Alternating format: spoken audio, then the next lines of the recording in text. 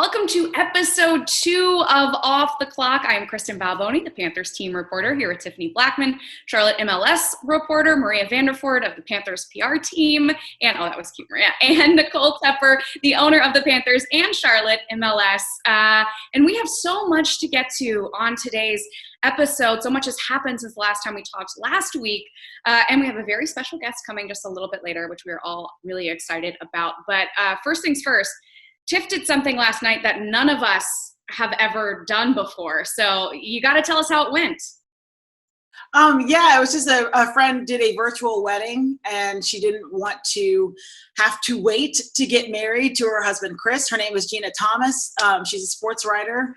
And so, yeah, she basically just pulled it together. Their wedding was going to get canceled because of the coronavirus, like so many others out there. And so what she did was pulled off a virtual wedding on Zoom, and it was a lot of fun. How was it? Talk me through it, because my best friend is actually going to do this next weekend. They're going to have a bigger ceremony, but her date was next Saturday, and they're going to do something similar. So I saw you dressed up. Like, take me through the whole thing so I know what to be ready for. Oh, goodness. It's whatever, I guess, your bride that your friend wants to do. And so Gina was kind of just anything goes. So there was, I guess, maybe like over 40 people on this Zoom call. And I decided I'd pull out an old bridesmaid's dress and slapped a bow tie on my dog. And then, just cute. Poured myself a drink and had a good time. Did anybody else dress up?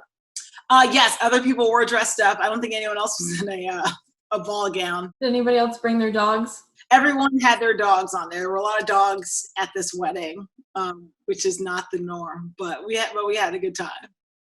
There should be more dogs at weddings. So when you have a virtual wedding, then once the coronavirus is kind of past us, will they do some sort of party or reception? Do they talk about that, or?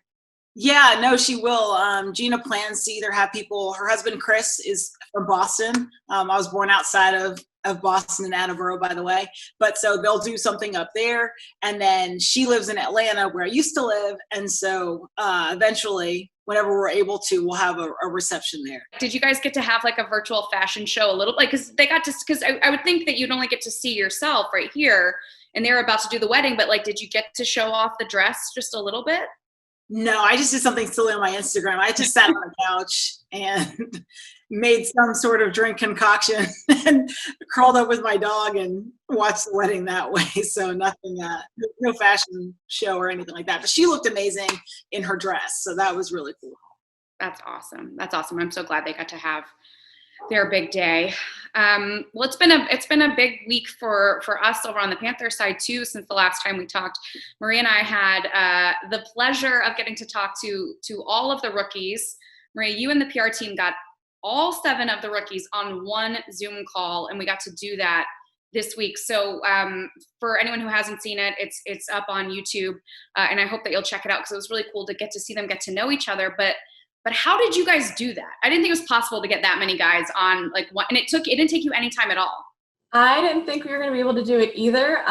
Luckily, Preston and myself, who works with me on the PR staff, we kind of split the rookies in half and said, you take 3, I'll take 4.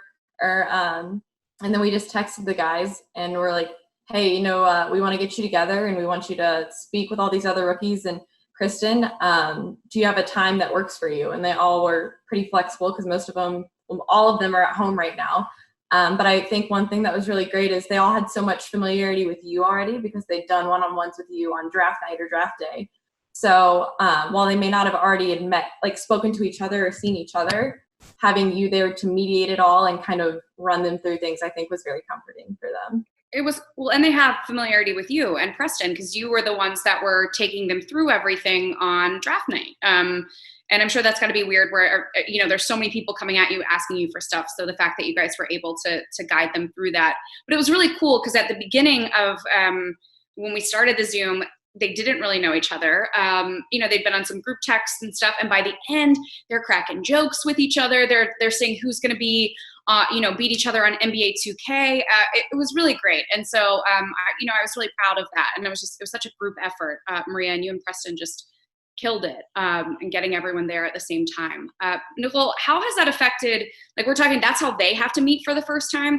How has this whole thing affected? Because I know for you, it's so much about the players and their families and getting to connect with people. Has it been tougher with all of this? Well, I only had the opportunity to do it on draft night. So we never really got that opportunity yet to connect with them, but I'm sure we will. I mean, it's just been so much between jerseys and numbers and, all the stuff that they're going through. But I'm really looking forward to it because that's my favorite part of this whole thing. But yeah, I mean, the draft night was fun to be able to connect with them, but it was so emotional too. So I'm looking forward to like one-on-one time with their wives and girlfriends and families and moms and kids. And that's my favorite part. So speaking of emotional, I asked them, I was like, did you guys all get emotional on draft night? And I told them, because this was true, I got emotional for some of them. Like there were a couple of interviews I did with some of these guys and hearing their stories where I was like trying to get to the next question. I was like, just really, I mean, I was really choked up. And I think you're so right. They seem like a really good group. And it was great to get to see that and to get to talk it through, even though it's a few weeks away. Well, I think it really gave a good perspective of, who they are, and for the audience and the fans to see. Like, it was perfect. Like, it couldn't get any better, I thought. Thank you. That's what we were working on this past week, and it's great to see it all happen. Nicole, you and Dave have been working a lot in the community, and I know I don't want to embarrass you because I know you don't talk about this stuff a lot, but I did see a feature this week from WSOC Channel 9 here in Charlotte. And it was just really, really well done. And it talked about you and Dave giving back to the community. You're really focused on feeding people who are in situations where they maybe can't get the food that they need. And I know that you sat down and talked with them about it. So do you want to share a little bit more about that process? I just thought it was a really well done feature on what you guys are doing. Well, thank you so much. I just think, everybody's so into football right now, and the draft was going on. And I think people were just trying to, just focus on that and the feel good stuff. But we honestly, as a family, Dave's daughter, Dave, like it's been a group effort. We have been nonstop, like working around the clock to for hunger and education, just different areas of poverty where they need Wi-Fi or tablets. So just amongst a list of things besides just food, we've been, kind of grinding day in and day out. There's so much need out there.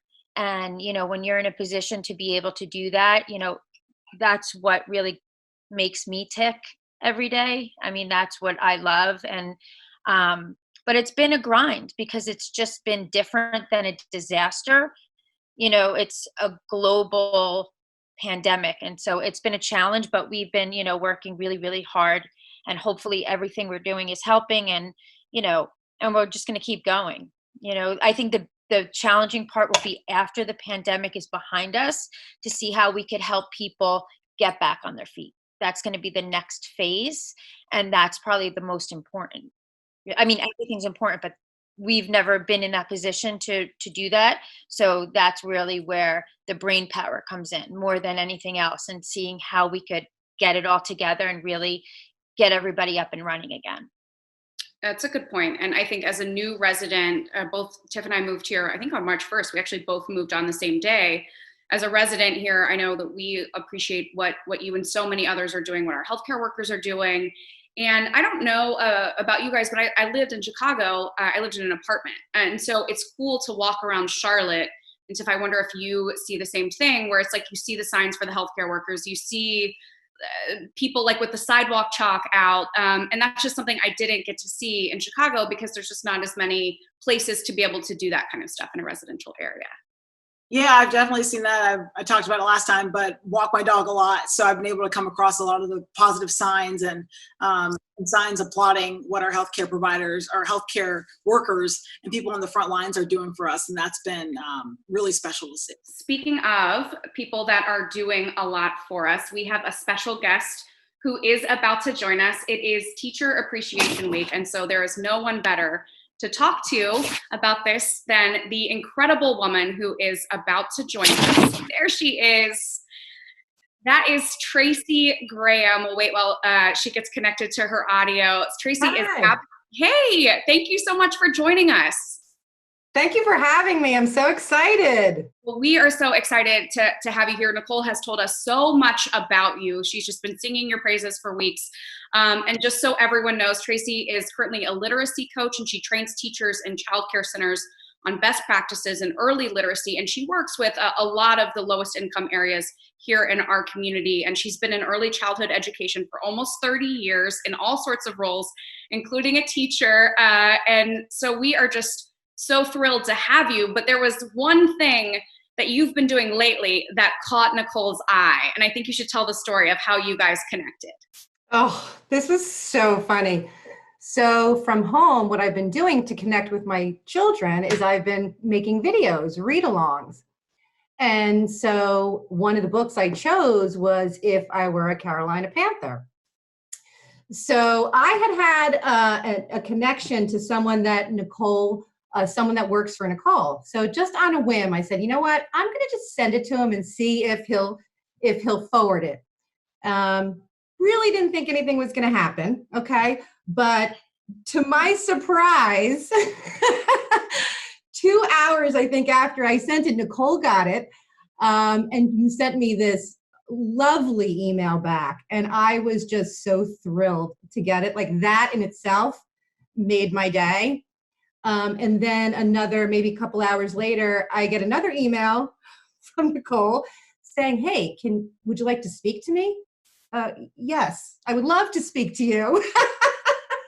And that's when she actually asked me to come on this show. And I was absolutely thrilled. So I appreciated you taking the time to watch it.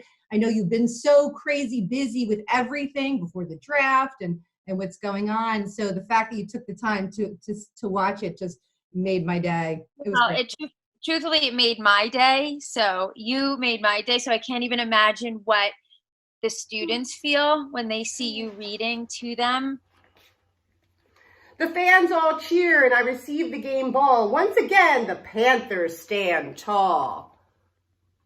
I think it was awesome. And I loved at the very end of the reading segment, you called out, my husband and said, if you need a quarterback, Dave Tepper, call me. Tracy wanted to be quarterback of the Carolina Panthers. And I'm really hoping that I get a chance to do that. So Mr. David Tepper, give me a call. I'm available. I know you got Teddy Bridgewater coming. He's going to be good. I know, but look what I did. So the best part of the story is that I told Dave and he calls Tracy on the phone. And it was amazing. Yeah. It was amazing. So like, even after talking to you, that was like so worth it. And then the next day, I see your number come up and I'm like, I hear, so are you ready for the draft? I was like, oh my God, yes. I was like, yes. Does this mean I'm in? Like, can I tell the kids there's a chance for me to be the quarterback? So yeah, it was so exciting. I actually had a chance to tell some of the kids. And I was like, so what do you think? Do you think Miss Tracy can do it? Like, do you think I can do it? So if you were between the age of 3 and 5, they're like, you can do anything. Yes, you can do it.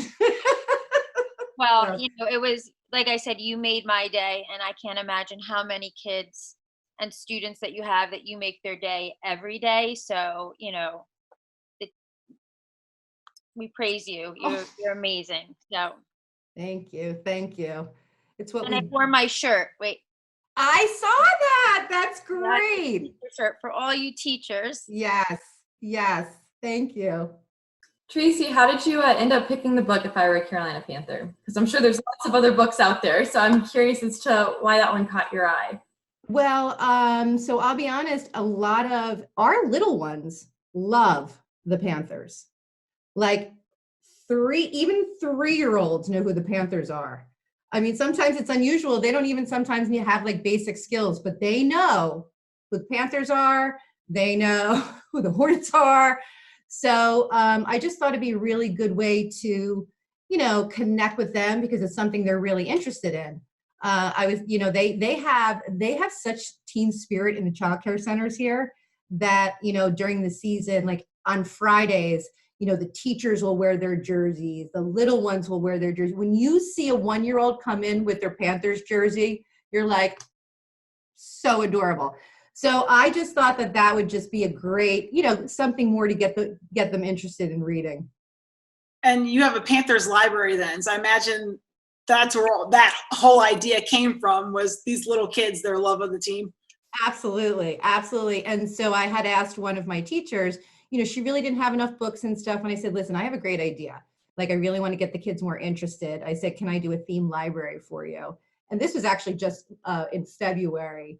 And so I created it, and she said she would call me every day and be like, the kids are sitting reading every day now. Every day. And they actually, I don't know if you got a chance to see the picture, but on the wall, they were all drawing pictures. We love the Panthers. You know, boys are like, I want to play football when I grow up. I had a little girl who said to me, Miss Tracy, I still want to be a princess, but I really like the Panthers too. Is that okay? I'm like, that's perfect. That's perfect. You got options. And those pictures of that little Panthers center that you've created, they are adorable. So you've said, though, I know it must be so hard being an educator right now, and certainly hard for parents.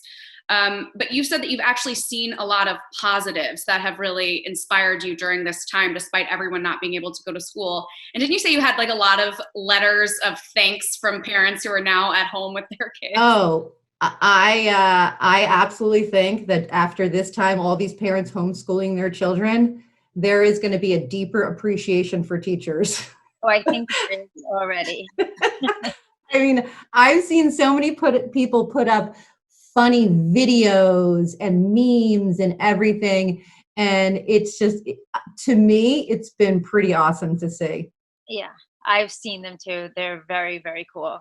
And you guys, all of the teachers, you deserve it. I mean, you deserve that recognition and that appreciation. It's a hard, hard, hard job.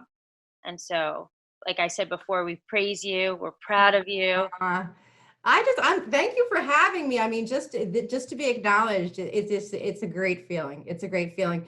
And now I'm really going to be popular with my kids. I mean, I was popular before, but now forget it. Like, I'm going to.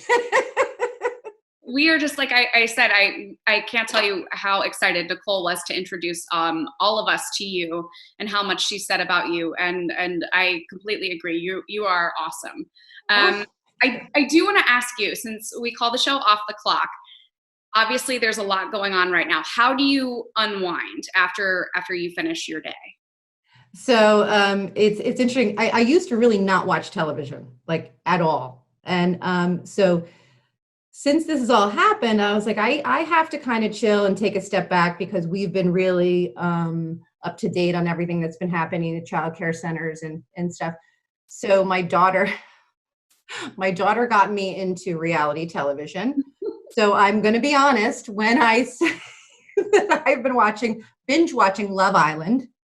I haven't seen it yet. And there are hundreds of episodes. I had never seen it. And it's been kind of fun because, you know, it's mindless, it's funny. It just takes your mind, like, you just kind of like lose yourself in this silly show. And then it's like, you know, something her and I can like chat about. And so I wish I could say I was exercising, but no, I've been watching television. You've got enough going on. Well, I need to check out Love Island. That's awesome. Well, Tracy, I just want to say thank you so much from all of us. And thank you to all of our teachers in North and South Carolina, and really all across the country. We know it's Teacher Appreciation Week this week, but as you said, especially going forward, it should be every week, considering the load that you guys carry for all of us. So thank you so much for being our very first guest. Oh my goodness, this is so exciting. Thank you so much for having me. And on behalf of all teachers, thank you for everything you guys are doing and for acknowledging us. I appreciate that. We appreciate you. Thank you. Yes, thank you. All right. Well, that is going to do it for this episode. We will see you next time, guys. Bye. Bye.